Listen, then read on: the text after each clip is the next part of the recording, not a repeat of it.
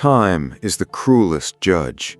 It scrapes away the fragile gilding of lies, yet it meticulously polishes the cold, hard steel of truth. The wind whipping through the skeletal trees of Blackwood, Pennsylvania, carried a bitter chill that hovered around 28 degrees Fahrenheit. It was the kind of wet, biting cold that bypassed the skin and settled directly into the marrow of the bones. Sleet mixed with the evening rain, falling in heavy, unforgiving sheets upon the wooden planks of the wraparound porch. Eleanor Vance stood completely still. She was 76 years old. Her posture remained remarkably straight, unbent by the heavy burdens she had carried for over half a century. Her hands, resting quietly at her sides, were a landscape of hard labor. They were calloused, scarred by slipped hammers, stained by decades of handling raw lumber and rusted iron. She did not shiver. She did not weep. She merely watched the scene unfolding before her with dark, quiet eyes. Just 3 feet away, shielded by the awning Eleanor herself had roofed 30 years prior, her son was changing the locks. Arthur Vance, at 48 years old, wore a tailored wool coat that looked entirely out of place in the rugged, fading county of Blackwood. His hands, soft and unblemished, fumbled slightly with the brass strike plate. He kept his gaze fixed downward, cowardly avoiding the reflection of his mother in the glass panes of the oak door. Standing right behind him, radiating a cloying scent of expensive perfume that cut through the smell of wet earth, was Beatrice. At 45, Eleanor's daughter-in-law had a smile that never quite reached her eyes. It was a tight, triumphant smirk. "It is done," Arthur muttered coldly to his wife, finally turning the key with a sharp, metallic click. That sound severed a lifetime of devotion. Beatrice stepped forward and nudged a thin white plastic grocery bag across the threshold with the toe of her designer boot. It sagged pitifully against the door frame. Inside were 3 faded sweaters, a pair of worn denim trousers, and a singular photograph of Eleanor's late husband. "The assisted living facility is entirely full, and frankly, Arthur and I cannot handle your episodes anymore," Beatrice said, her voice dripping with artificial sympathy. "My parents are arriving from the city tomorrow. They need the master suite. You understand, do you not, Eleanor?" Eleanor did not respond. She knew there were no episodes. She possessed a mind as sharp as a fresh saw blade. What she also possessed was a fatal flaw of trusting her own flesh and blood. 50 years. That was exactly how long Eleanor had bled for this family. She and her late husband had built Vance hardware and lumber from a muddy quarter-acre lot into the most reliable supply yard in a 50-mile radius. While other wives attended luncheons, Eleanor was driving forklifts. She had hauled thousands of 80-pound bags of concrete mix. She had unloaded miles of heavy oak planks, driving splinters deep into her palms to ensure Arthur never lacked for anything. She paid for his pristine college tuition with sweat, sawdust, and aching joints. Then her husband passed away. Grief had momentarily softened her usually impenetrable armor. Arthur had swooped in just weeks after the funeral. He brought warm tea, gentle hugs, and a thick stack of legal documents. "It is just a formality to bypass the massive inheritance taxes, Mom," Arthur whispered smoothly, placing a heavy brass pen into her trembling hand. "I will manage the business. You can just rest in the house you built. Everything stays exactly the same, I promise." A son's promise. She had signed her name upon the dotted line, transferring 50 decades of grueling, bone-crushing labor into his manicured hands in less than 5 seconds. The ink had barely dried before the insidious changes began. The warm tea stopped. The visits became scarce. Then came the whispers. Arthur began telling the neighbors that his mother was slipping. He planted seeds of doubt, claiming she was forgetting to turn off the stove or wandering the yard at night. It was a meticulously crafted campaign of character assassination, designed to lay the groundwork for this exact eviction. Now she was being thrown out of the very house she had laid the foundation for, brick by heavy brick. "Do not make a scene, Mother," Arthur finally spoke, glancing nervously toward the empty street. "We gave you a coat. Go down to the community shelter. We'll send someone to check on you next week." The door slammed shut, the heavy brass deadbolt engaged with a final echoing thud. The porch light was instantly flicked off from the inside, plunging Eleanor into total darkness. She stood in the freezing rain for a long, silent moment. She did not pound her fists against the sturdy oak door. She did not scream into the stormy sky, nor did she collapse into a puddle of self-pity and tears. Such theatrical displays were for the weak, and Eleanor Vance was forged from much sterner material. She slowly bent down. Her arthritic knees popped quietly in the cold dampness. She picked up the flimsy plastic bag, her rough fingers gripping the thin handles with steady determination. She pulled her worn canvas jacket tighter around her thin frame, turning her back on the glowing windows of the home that was no longer hers. She stepped off the porch and walked out into the unforgiving night. She walked with an unhurried, dignified pace, her boots splashing softly through the icy puddles that lined the broken asphalt of the driveway. She left behind everything she had ever known, carrying nothing but a bag of rags and a hollow emptiness in her chest. Eleanor disappeared into the shadows of the storm, completely unaware that time, the ultimate judge, was already quietly turning its massive, unseen gears to prepare a devastating punishment.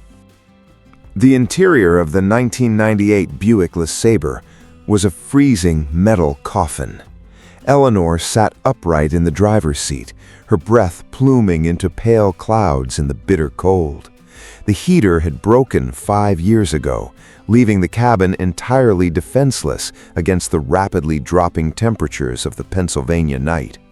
She pulled the collar of her canvas jacket higher, her expression betraying absolutely no discomfort, her eyes wide open in the suffocating darkness.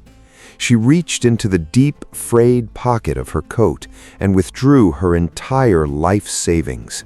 Her rough, calloused fingers smoothed out the crumpled, fading paper bills upon the worn, cracked vinyl of the passenger seat. She aligned them meticulously. A $10 bill torn at the corner, a faded $5 bill, 14 wrinkled, dirt-smudged single dollars.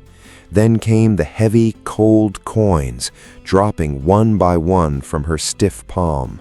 3 quarters, 4 dimes, 5 nickels, 35 pennies. $34.75. That was the exact, quantifiable value of 50 years of grueling labor. It was less than the cost of a single dinner at the fancy bistros her daughter-in-law frequented in the city. It was absolutely nowhere near enough to secure even the most decrepit motel room on the edge of the county line. She gathered the meager sum, tucked it securely back into her pocket, and waited for the dawn. She did not weep. Morning brought a pale, watery sunlight that offered illumination but absolutely zero warmth. Eleanor washed her face with freezing water from a rusted spigot behind an abandoned gas station, smoothed her silver hair into a tight bun, and walked steadily toward the Blackwood County Courthouse. The grand hall was heavily crowded, echoing with the loud, boisterous voices of local investors and farmers attending the annual tax delinquency auction. The auctioneer, a stout man sweating profusely despite the lingering chill, stood upon a raised wooden platform. He hammered his heavy wooden gavel down, rapidly selling off forgotten plots of barren land, repossessed farm equipment, and crumbling barns to the highest bidders. "Next item upon the block, the auctioneer bellowed, adjusting his thick glasses with a tired sigh. "Parcel number 429, the Blackwood Clock Tower." A collective, cruel wave of laughter rippled violently through the crowded hall. The Blackwood Clock Tower was the ultimate running joke of the entire county.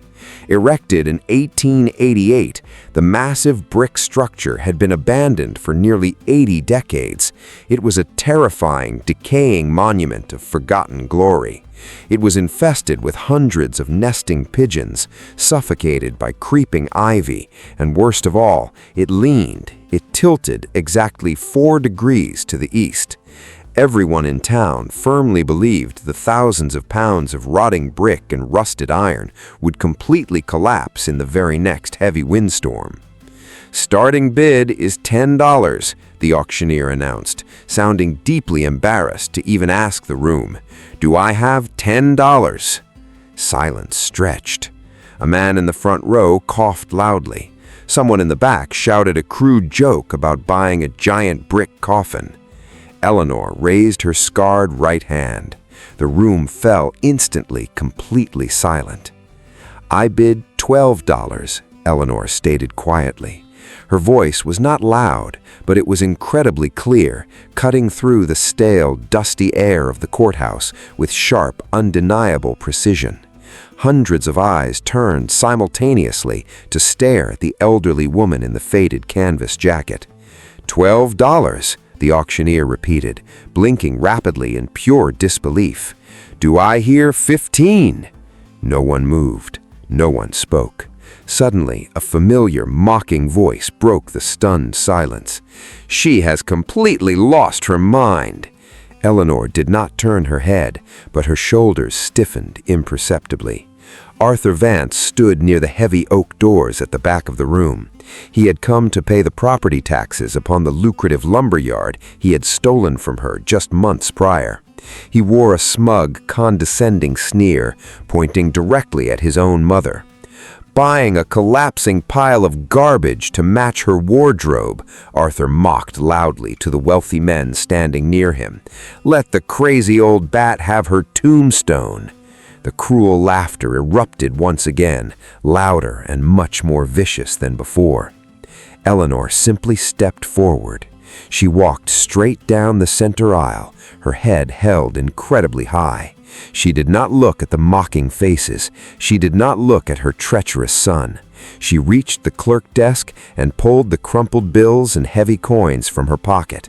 She carefully counted exactly $12, placing them flat and neat on the polished mahogany surface.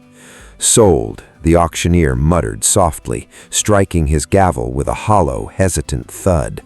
The deed was handed over. It was a thin, yellowed piece of paper that smelled of old dust and forgotten promises.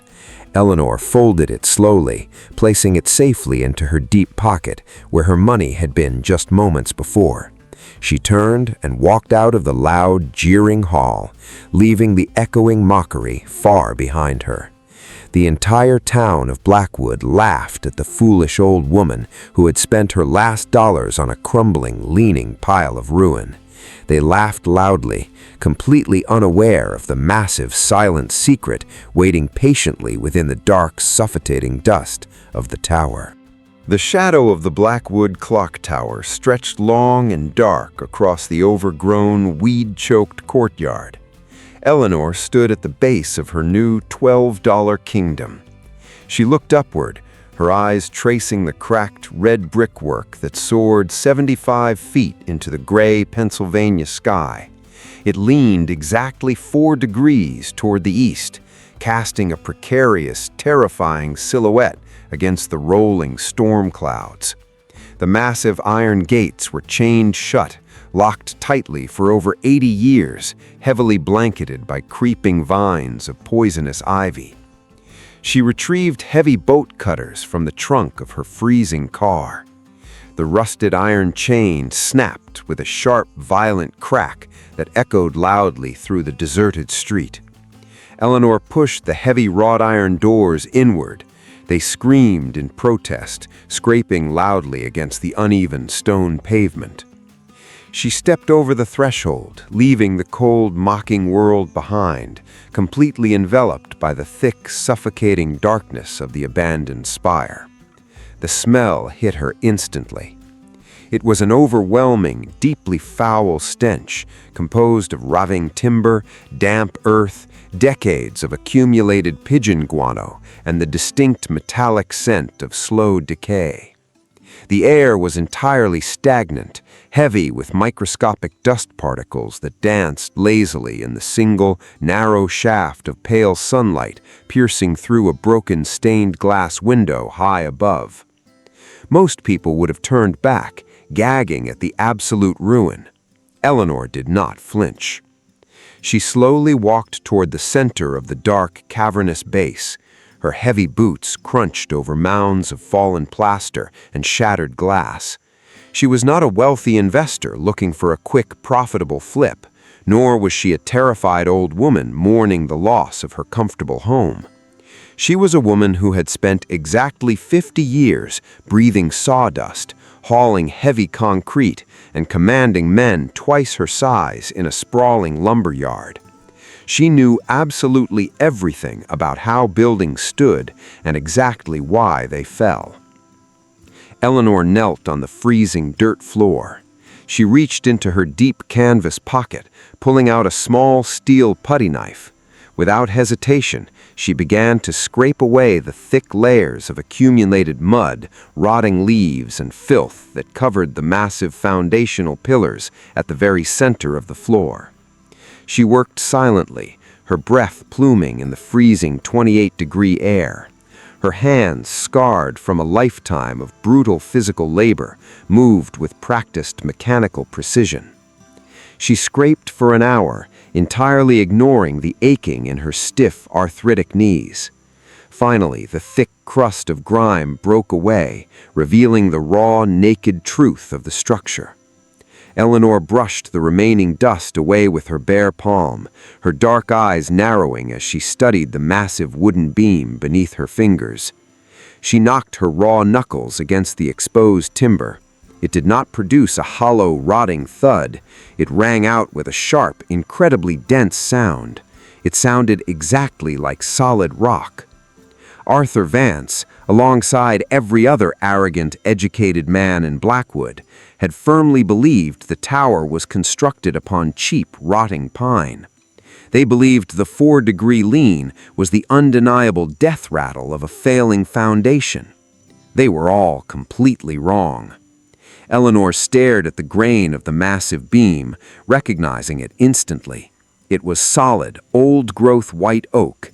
It had been buried so deeply, cured so perfectly in the subterranean moisture, that it had essentially undergone a process of slow petrification.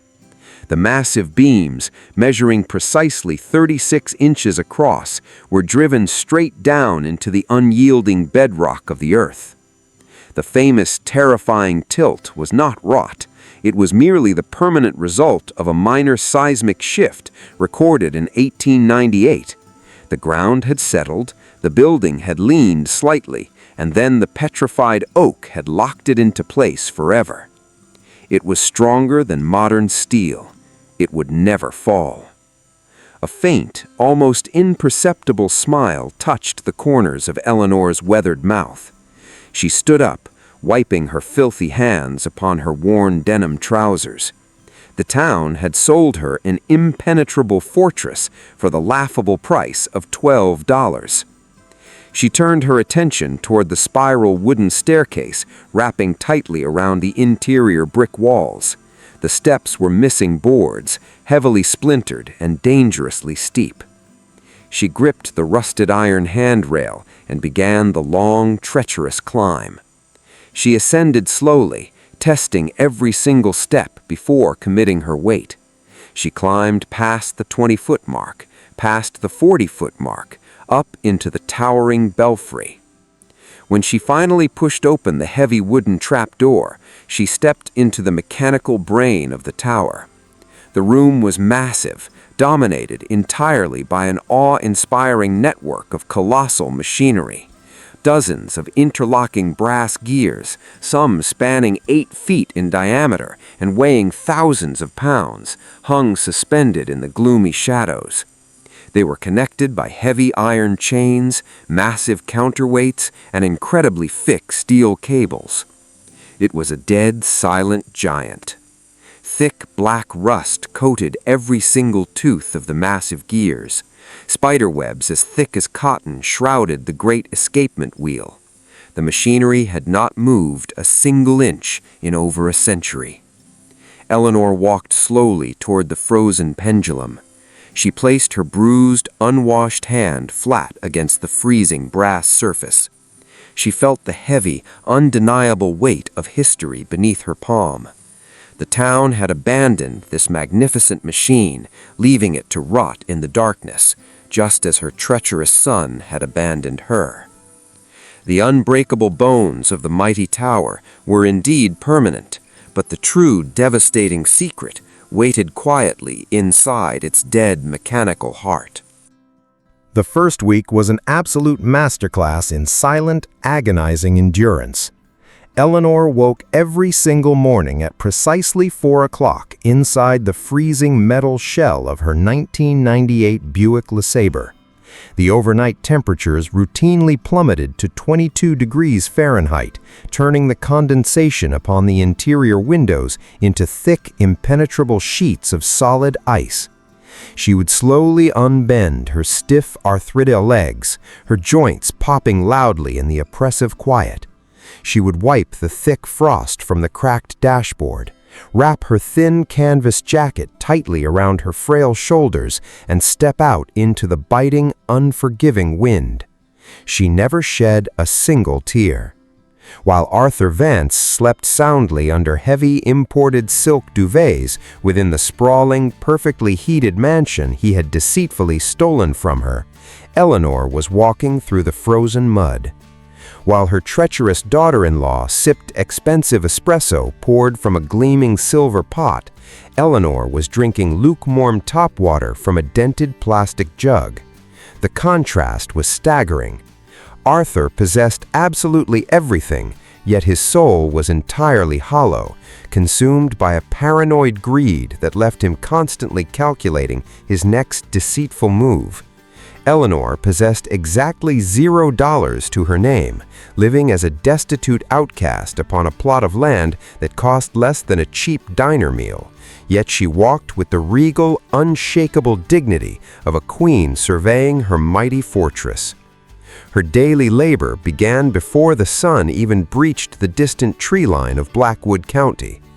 She purchased 2 cheap plastic 5-gallon buckets and a heavy steel shovel on credit from a sympathetic clerk at the edge of town. For 10 grueling, back-breaking hours every single day, the 76-year-old woman hauled the heavy buckets up and down the treacherous 75-foot spiral staircase.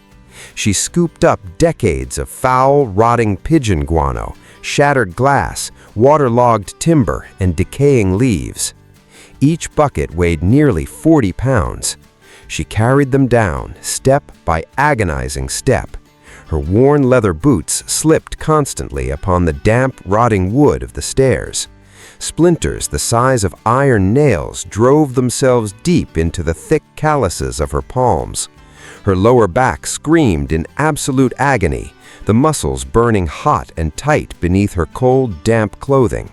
She did not stop. By the end of the second week, she had manually removed over 3 tons of accumulated refuse from the interior base and the towering belfry of the massive brick structure.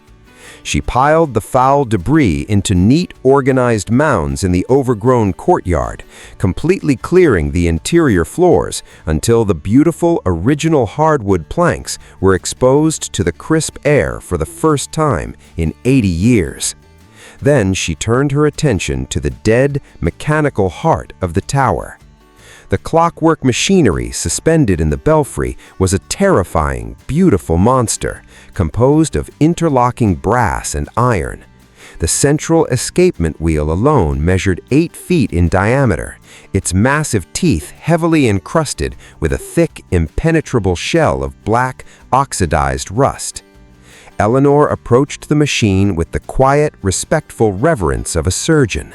She armed herself with a cheap wire brush and a 1-gallon jug of distilled white vinegar. She climbed the wooden ladder, balancing her weight precariously upon the narrow wooden beams suspended 50 feet above the ground floor. She dipped the heavy wire bristles into the harsh, acidic liquid and began to scrub the face of the massive brass gears. It was torturous, mind-numbing work. She scrubbed for hours, leaning hard into the metal, using every ounce of leverage her 90-pound frame could possibly generate. The heavy wire bristles scraped against the hardened rust, sending showers of toxic black dust directly into her face. The harsh vinegar splashed on her raw, cracked knuckles, burning the open wounds with a fiery, stinging intensity that would have made a weaker person scream in absolute agony. Eleanor merely tightened her jaw. She moved her arm back and forth, thousands upon thousands of times, slowly grinding away the dark rot of the past to reveal the incredibly bright golden hue of the original brass hidden just beneath the surface. She worked until her hands physically cramped into claw-like shapes, refusing to open. She worked until her shoulders popped with every single rotation.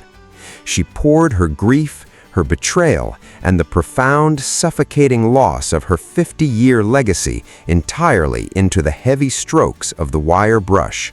She was repairing her own fractured soul. It was upon the 17th day of her brutal isolation that she finally drew the attention of the town. Silas Thorne stood silently at the edge of the rusted iron gates, his thick arms crossed over his broad, barrel-like chest. He was 72 years old, a retired blacksmith and amateur horologist who possessed a legendary, terrifying temper and a deep, unspoken disdain for the modern, disposable world. His hands were massive, permanently stained black from decades of working heavy iron over an open, roaring forge. He watched the elderly woman hauling another heavy bucket of rust scrapings down the steps. "You are going to completely kill yourself, old woman," Silas muttered gruffly, his deep voice carrying easily over the cold wind. Eleanor did not pause her steady, rhythmic walking. "I have survived much worse than hard work," Eleanor replied calmly, dumping the heavy bucket on the dirt pile. Silas stared at her bruised, bleeding hands. He looked up at the leaning brick tower, then back down to the incredibly frail, resilient woman standing before him in a filthy, torn canvas jacket. He did not offer empty, meaningless words of pity, nor did he offer hollow prayers. He simply turned around and walked away. 30 minutes later, Silas returned. He was carrying a massive, heavily stained canvas tool bag over his broad shoulder. In his left hand, he carried a heavy 5-gallon steel drum of industrial-grade penetrating oil. He kicked the rusted iron gate open with his heavy steel-toed boot and marched straight into the dusty, echoing base of the tower. The main arbor shaft is fused solid to the central pinion. Vinegar is completely useless on century-old friction welds. We need heavy grease, and we need extreme leverage. Eleanor looked at the gruff, unsmiling old man. A silent, profound understanding passed instantly between them. They were two forgotten relics of a bygone era, teaming up to revive a machine that the modern, arrogant world had completely discarded. They were not alone.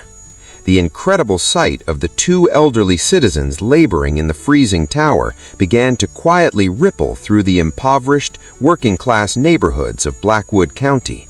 The wealthy, arrogant men at the courthouse laughed at Eleanor, but the quiet, struggling folks who lived paycheck to paycheck recognized true, undeniable grit when they saw it.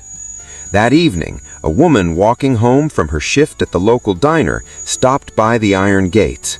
She silently handed Eleanor a large steaming thermos filled with homemade chicken noodle soup and half a loaf of crusty, warm sourdough bread. "For the cold," the woman whispered kindly, rushing away before Eleanor could even utter a word of thanks. The very next morning, a retired mechanic dropped off a cardboard box filled with heavy-duty shop rags and 3 cans of heavy lithium grease. A young boy rode his bicycle past the tower, throwing a pair of thick, insulated leather work gloves over the fence. Arthur Vance had millions of dollars, yet he had to purchase his friends with expensive dinners and lavish, hollow gifts. Eleanor had absolutely nothing, yet she commanded an army of silent supporters drawn entirely by her profound, unshakable dignity. By the 21st day, the massive, interlocking brass gears were gleaming brightly in the dim light of the belfry. The black rust was entirely gone, replaced by the slick, dark sheen of Silas' heavy industrial oil. It was finally time. Silas climbed the wooden scaffolding, carrying a terrifyingly large, custom-forged steel pipe wrench that weighed over 40 pounds. He locked the massive, jagged teeth of the wrench securely around the primary drive shaft of the central escapement wheel. "The rust is broken, but the metal has settled for 80 years, Silas shouted over his shoulder, his breath pluming in the freezing air. "It is going to take hundreds of pounds of pure torque to break this freeze. I cannot pull it alone." Eleanor did not hesitate for a single second. She climbed the rickety wooden ladder, stepping onto the narrow, suspended platform beside the towering blacksmith. She looked at the heavy steel handle of the wrench, protruding horizontally into the empty air. "On 3, Silas grunted, gripping the heavy steel bar with both of his massive hands. Eleanor wrapped her scarred, bleeding hands around the cold steel just below his grip. She planted her worn boots firmly against the heavy oak crossbeam, bracing her entire 90-pound body for the massive exertion. 1, Silas counted, his deep voice echoing in the tight space. 2, 3. They pulled. They threw their entire combined body weight backward, hanging suspended over the 70-foot drop, putting every single ounce of their strength into the heavy steel lever. Eleanor felt the raw skin tear open upon her palms. Her back screamed in searing, violent protest. Her vision blurred slightly at the extreme edges as she gritted her teeth, refusing to let go, refusing to be defeated by the cold, heavy iron. Nothing happened. The massive 8-foot escapement wheel had remained entirely, absolutely frozen. "Again," Eleanor whispered fiercely, her voice carrying an edge of pure, undeniable steel. They reset their footing. They pulled again, harder this time, leveraging their legs, their backs, and their stubborn, unyielding wills against the century of neglect. A sudden, sharp sound echoed through the tower. It was a loud, violent crack. It sounded exactly like a rifle shot ringing out within a sealed cavern. Silas stumbled backward as the heavy steel wrench suddenly gave way. Eleanor fell to her knees upon the wooden planks, gasping for air, her heart pounding frantically against her ribs like a trapped bird. They both stared silently at the machine. The massive 8-foot escapement wheel had shifted exactly 2 inches to the right. It was finally free. Eleanor slowly stood up, wiping the sweat from her brow despite the freezing temperatures. She reached out with a trembling hand and gently pushed against the heavy brass spoke of the giant wheel. It moved. It glided forward with a smooth, heavy grace, the freshly oiled teeth slipping perfectly into the grooves of the adjacent pinion gear. The massive arbor shaft rotated slowly, silently, transferring the kinetic energy down the long, complex line of heavy machinery. The machine was finally alive.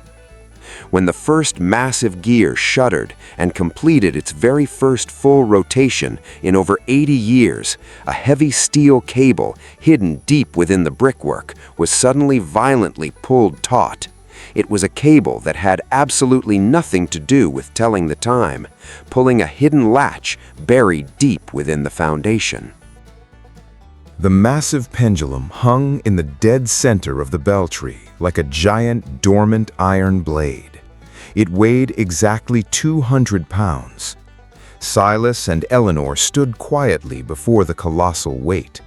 The heavy brass gears were freshly oiled. The central arbor shaft was completely free of rust. The only thing missing was the massive kinetic momentum required to awaken the dead heart of the Blackwood clock tower.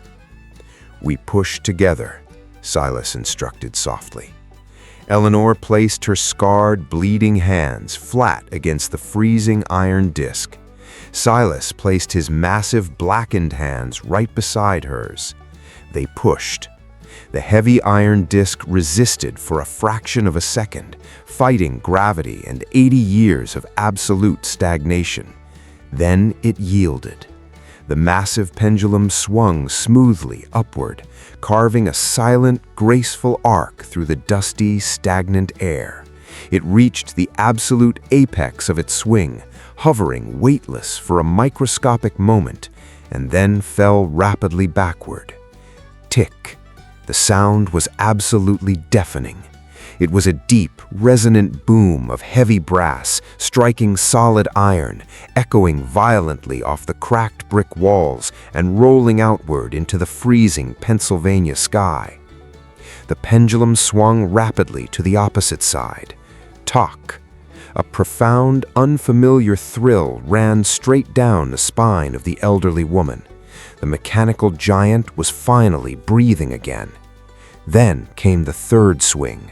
The pendulum reached the left apex once again, but this time the steady, rhythmic ticking was violently interrupted.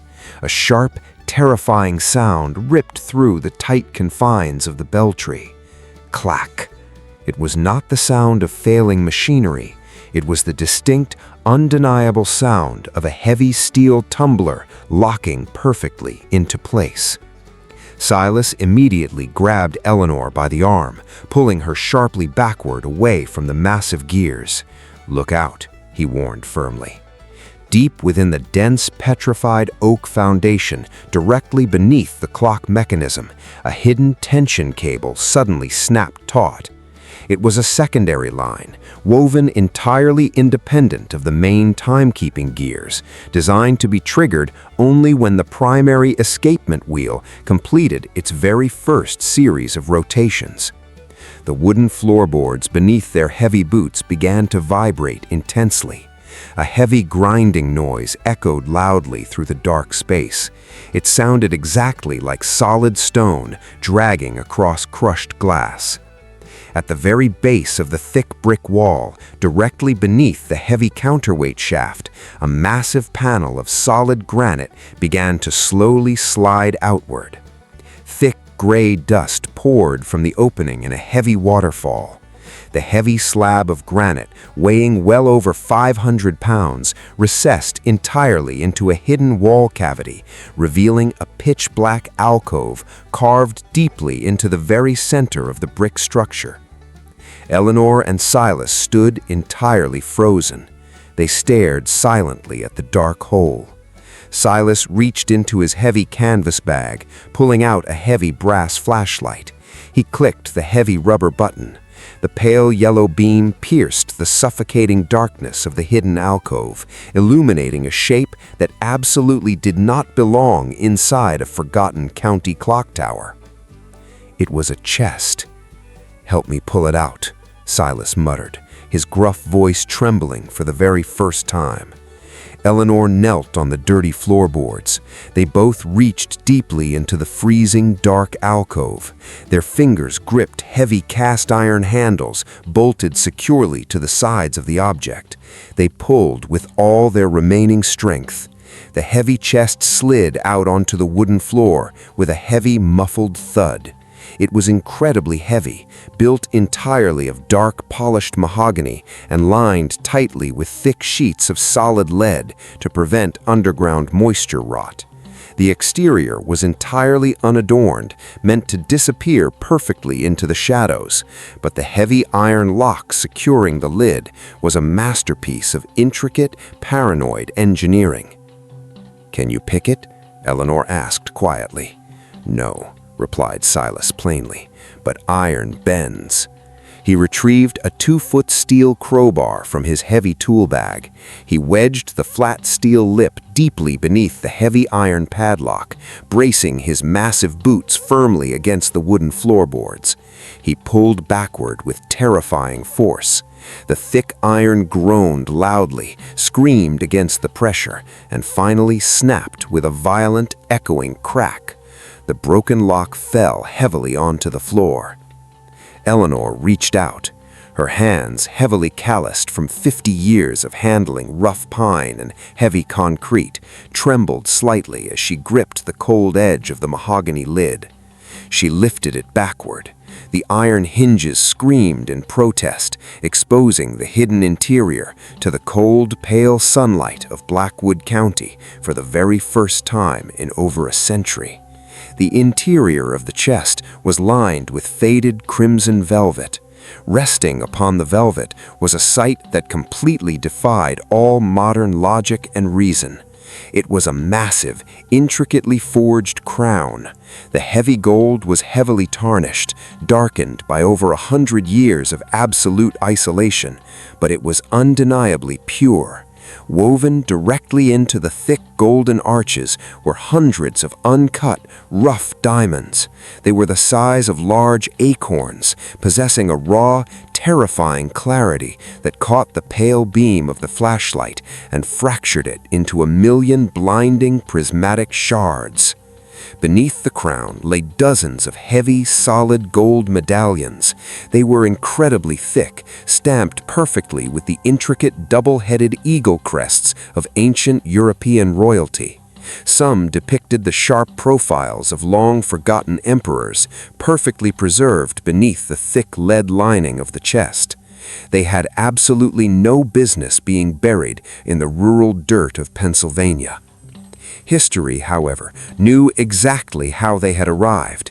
In the chaotic, bloody midst of a 19th-century European revolution, a master clockmaker, employed by a fleeing branch of the royal family, had been tasked with smuggling their portable wealth across the great ocean. He traveled to America, taking a simple, anonymous commission in a booming industrial railroad town. He built the Blackwood Clock Tower not just to tell time, but to serve as an impenetrable, towering vault for a fortune that the world firmly believed was lost to the fires of war forever. He designed the release mechanism to trigger only when the machine was perfectly restored and restarted, knowing only a truly dedicated soul would ever put in the grueling labor required. He died before the royal family could ever reclaim it, leaving the greatest secret in the county locked silently within the leaning bricks. Eleanor reached down into the chest. She picked up one of the heavy gold medallions. It weighed nearly 2 pounds in her raw, scarred palm. It was cold, heavy, and undeniably real. She thought of Arthur Vance sitting smugly in her stolen house, obsessively counting his stolen dollars. She thought of the pathetic $34.75 sitting in her own pocket. She looked back down at the blinding crown. She remained entirely silent, but a quiet, incredibly powerful sense of absolute vindication washed over her tired, aching soul. The light from the diamonds blinded everyone in the room, but the true value of the collection, translated to numbers, was the most shocking thing of all. The sleek black town car looked utterly absurd parked upon the cracked, weed-choked asphalt of Blackwood County. Mr. Sterling possessed the incredibly polished, faintly arrogant demeanor of a man who spent his entire life surrounded by extreme wealth. He was a senior appraiser for the Sotheby's auction house in New York City. He wore a bespoke charcoal wool suit that likely cost more than every single vehicle parked upon the entire street combined. He stepped out of his climate-controlled sedan, shivering slightly as the biting 32-degree wind hit his soft, uncalloused face. He stared upward at the leaning brick tower with profound skepticism. The local town librarian had called him frantically 3 days prior, babbling wildly about diamonds and royal crests hidden within a decaying monument. Sterling only agreed to make the 300-mile drive out of sheer morbid curiosity. He fully expected to find a senile old woman hoarding worthless costume jewelry and tarnished brass trinkets. He pushed open the heavy iron gate. Eleanor Vance sat quietly on a simple wooden stool in the cleared center of the tower base. She wore her faded canvas jacket. Her silver hair was pulled back tightly.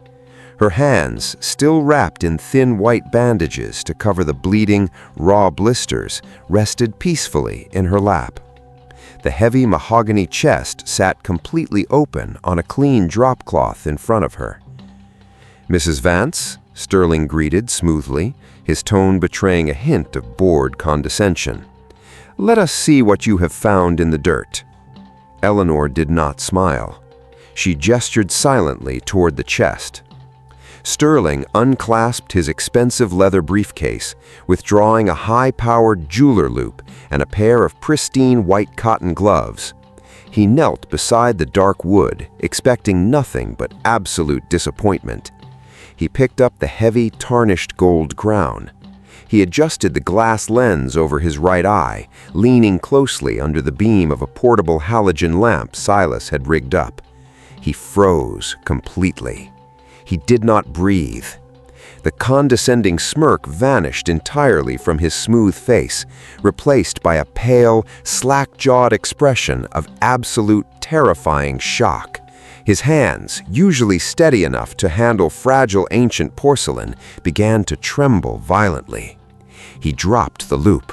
It clattered loudly against the stone floor. "This is completely impossible," Sterling whispered breathlessly, his voice cracking violently. He reached blindly for one of the solid gold medallions, rubbing the thick, heavy metal between his gloved thumbs. He traced the incredibly intricate double-headed eagle crest stamped perfectly into the gold. He looked up at Eleanor, who was watching him with a calm, unreadable expression. She was not bouncing with greedy anticipation. She was entirely still. "What you possess here, Mrs. Vance, is a completely undocumented miracle," Sterling breathed heavily, removing his gloves with shaking fingers. He explained the history with the frantic energy of a man who had just discovered a myth was entirely real. It was the lost, legendary treasury of a minor, immensely wealthy branch of the House of Habsburg. It had vanished completely during the bloody uprisings of 1848.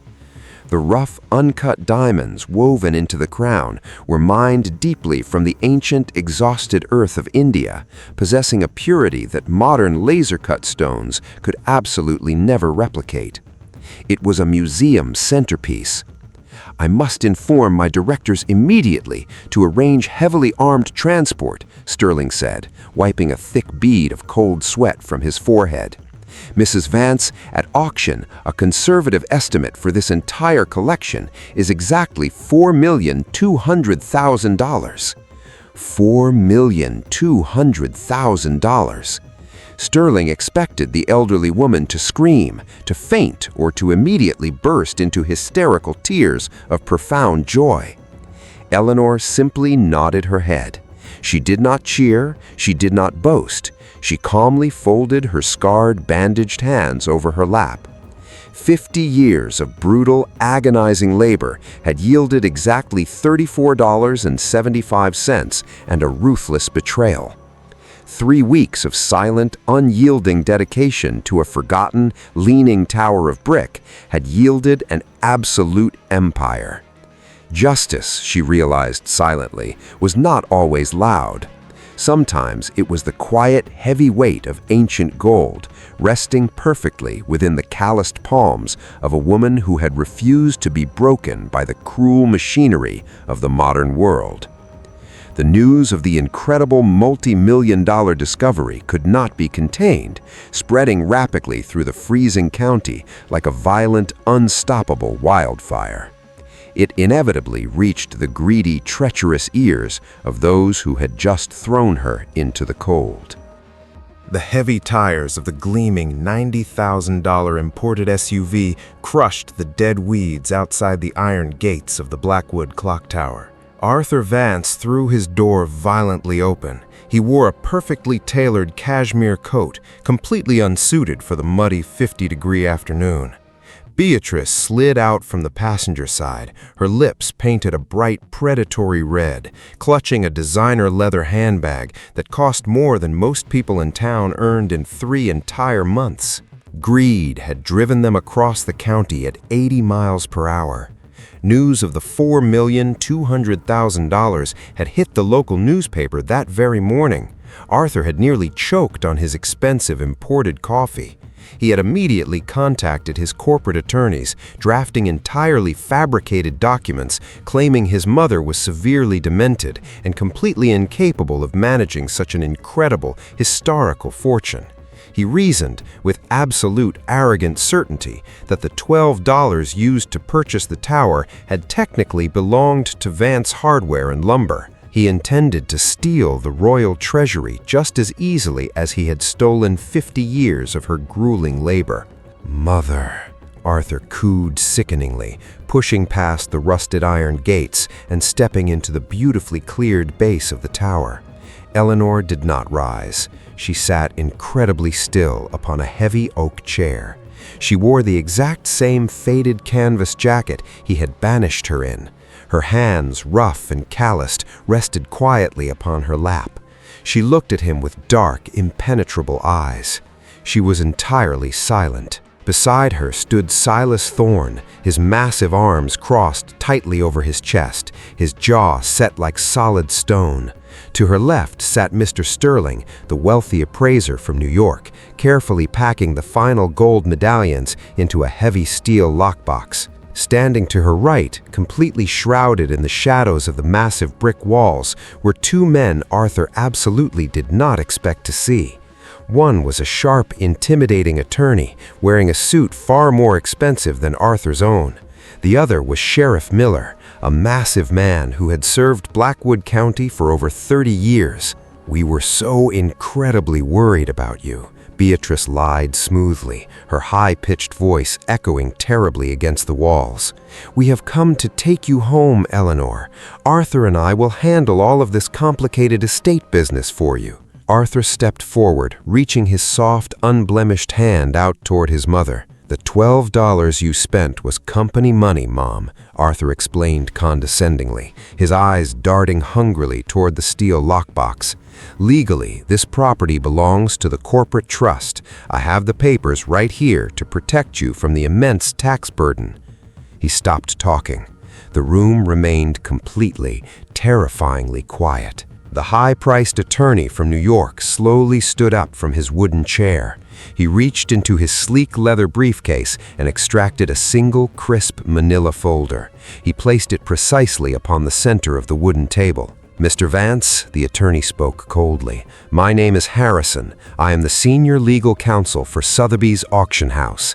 The document you see before you is a highly binding, irrevocable severance contract."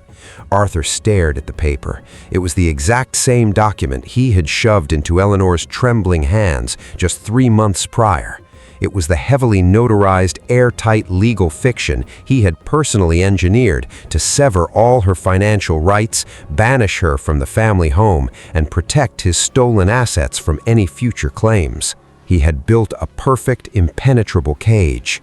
Now he was locked entirely outside of it. By your own explicit, legally binding definition, Eleanor Vance holds absolutely zero connection to your corporate entities, Harrison stated sharply, tapping the paper with a gold pen. The $34.75 she departed with was legally classified as a charitable personal gift. Therefore, the $12 she invested at the county auction was her sole independent capital. Arthur felt all the blood rapidly drain from his smooth face. She owns the tower, Harrison concluded firmly. She owns the $4,200,000 hidden inside it. You possess absolutely zero legal standing here. This is completely ridiculous, Beatrice shrieked violently, dropping her fake sweet facade instantly. She is a crazy old woman. She slept in a broken car. Sheriff Miller finally stepped forward from the deep shadows. He did not look at Beatrice. He looked entirely at Arthur, his hand resting heavily upon the thick leather belt of his uniform. He held a massive, heavily worn ledger wrapped tightly with thick rubber bands. "Arthur Vance," Sheriff Miller rumbled deeply, "before your mother quietly left the house she built, she spent exactly 3 weeks gathering these." Arthur's eyes widened in absolute paralyzing terror. The ledger contained 50 years of meticulous, handwritten records. Eleanor had quietly documented every single shipment of heavy oak, every massive bag of concrete, and every single dollar that flowed through Vance Hardware and Lumber. More importantly, she had documented the exact, precise moments Arthur began siphoning hundreds of thousands of dollars into hidden offshore accounts to avoid federal taxes.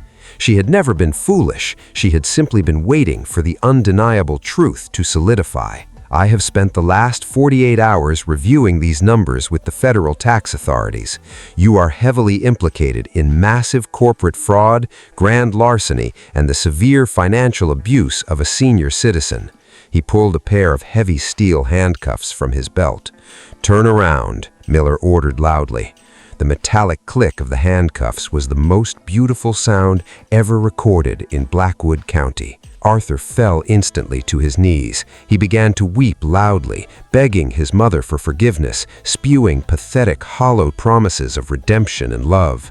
Beatrice screamed violently, cursing the dirty town and thrashing wildly as a female deputy dragged her roughly toward a waiting police car. They threw away their dignity just as easily as they had thrown away their own mother. Eleanor simply watched them. She did not gloat. She did not raise her voice to hurl cruel, vindictive insults. She maintained the same quiet, unshakable composure she held while scraping thick, rotting guano from the frozen floorboards. She had allowed time, the ultimate, cruelest judge, to do the heavy, devastating lifting for her. The neighbors, the very same people who had laughed at her just weeks before, now stood silently outside the iron gates, watching the wealthy, arrogant traders being shoved violently into the back of a dirty police cruiser. The squad cars drove away, their red and blue lights flashing brightly against the leaning ancient bricks of the magnificent tower. The grand machinery of karma had completed its massive, devastating rotation. The traders had ultimately built their own suffocating prison, leaving Eleanor completely free to step entirely into the most brilliant, untouched chapters of her life. The morning sun broke over the rolling hills of Blackwood County, painting the sky in brilliant shades of gold and pale crimson.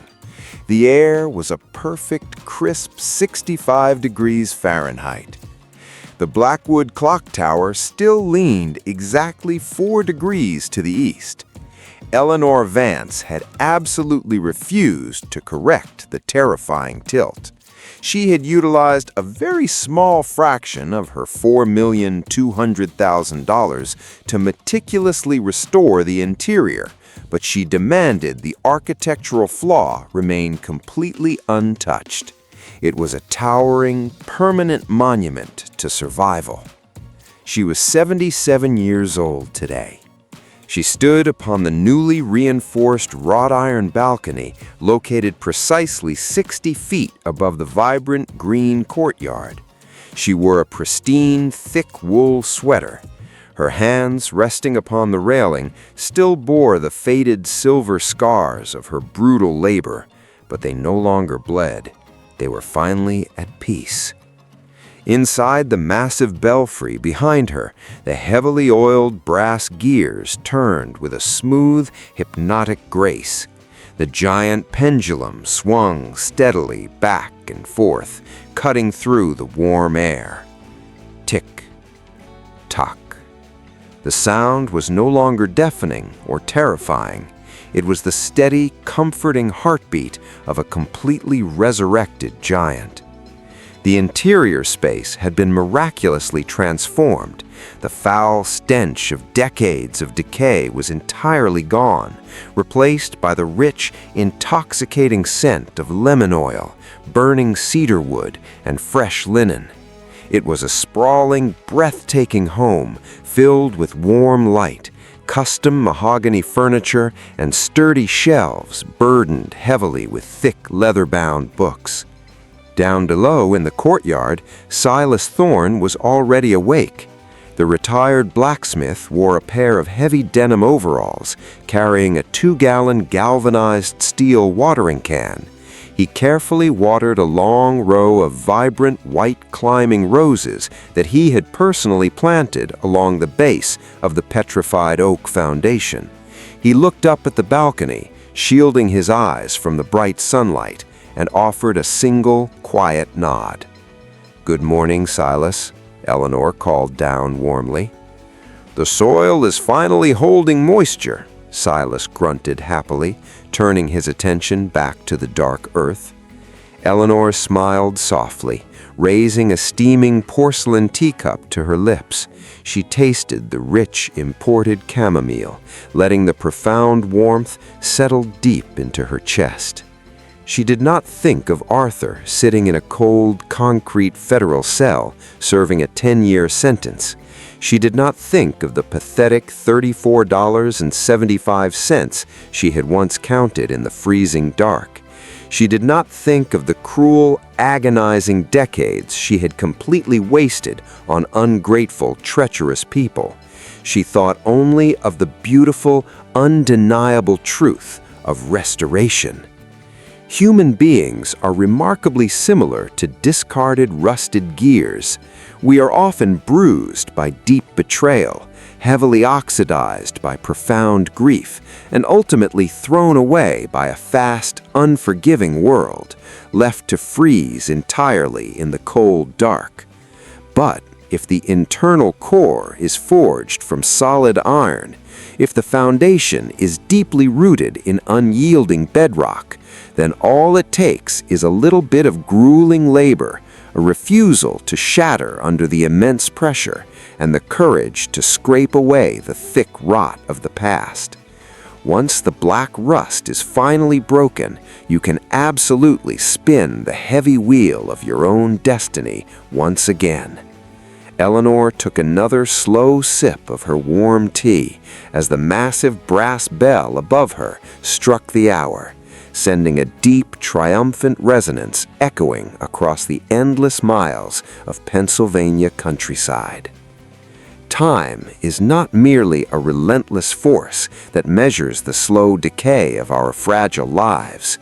It is the ultimate, incredibly sweet reward for those who simply possess the quiet, unshakable dignity to wait for the final bell to ring.